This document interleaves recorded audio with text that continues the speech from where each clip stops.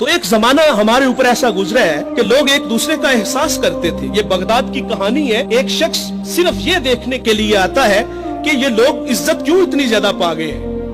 اس نے ایک ہوٹل سے کھانا کھایا, وہ مسلمان نہیں تھا, اور سامنے ٹیبل پہ ایک جوان بیٹھا تھا, وہ مسلمان ہے. اس نے محسوس کیا کہ اس کا تعلق ہمارے شہر سے نہیں ہے. خیر کاؤنٹر پہ جا کے اس کا بل دیا, اور اس صاحب نے کھانا کھایا, بل دینے کے لیے کاؤنٹر پہ گیا تو کہا آپ کا بل ادا ہو گیا ہے. کہا یہاں تو مجھے کوئی جانتا نہیں, میں اجنبی ہوں.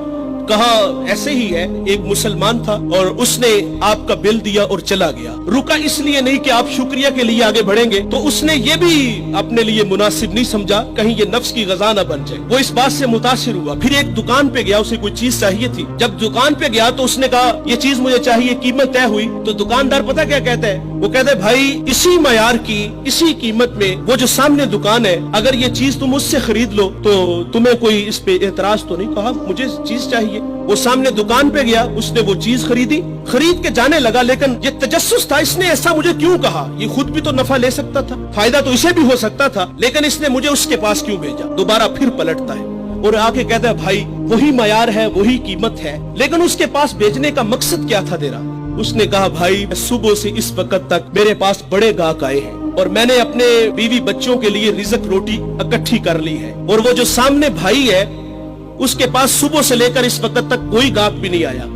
تو میری آرزو تھی کہ تو اس سے جا کے خرید لیتا تاکہ وہ بھی اپنے بچوں کے لیے رزق روٹی لے جاتا. ایک ایسا زمانہ تھا, ہمارے اخلاق اتنے اچھے تھے, ہم ایک دوسرے کا خیال رکھتے تھے. آج تو ذلیل کرتے ہیں. تو حضرت عمر رضی اللہ تعالیٰ عنہ کے پاس ایک مقدمہ آیا بڑا عجیب سا. ایک صاحب نے زمین خریدی اور ایک نے بیچی. جس نے زمین خریدی اس نے ہل چلایا تو اس سے خزانہ نکلا, اور وہ خزانہ لے کے جس سے خریدی ہے اس کے پاس آ گیا اور آگے کہتا ہے کہ بھائی میں نے زمین خریدی ہے, زمین کے پیسے دیے ہیں, اس خزانے کے پیسے نہیں دیے, یہ آپ مجھ سے لے لو. اور جس نے بیچی ہے وہ کہتا ہے بھائی یہ تمہارے مقدر, یہ میں نہیں لوں گا, یہ تمہارے ہی ہیں. ان کا آپس میں تنازع ہوا, حضرت عمر کے پاس آ گئے. وہ دے رہا ہے, وہ لے نہیں رہا. آج بھائی بھائی ایک انچ پہ ایک دوسرے کو قتل کر رہے ہیں. آج ایک انچ پہ بھائی جیونا مرنا ختم کر رہے ہیں اپنے بھائی سے. اپنی اولادوں کو بھی نصیحت کر کے جاتے کہ چچا کو منہ نہیں لگانا. اور ادھر کیا ہے جو رسول اللہ نے اخوت کا درس دیا تھا ان قوم کو, ان لوگوں کو, اور وہ کتنے اچھے لوگ ہیں, وہ خزانہ دے رہے, وہ لے نہیں رہا.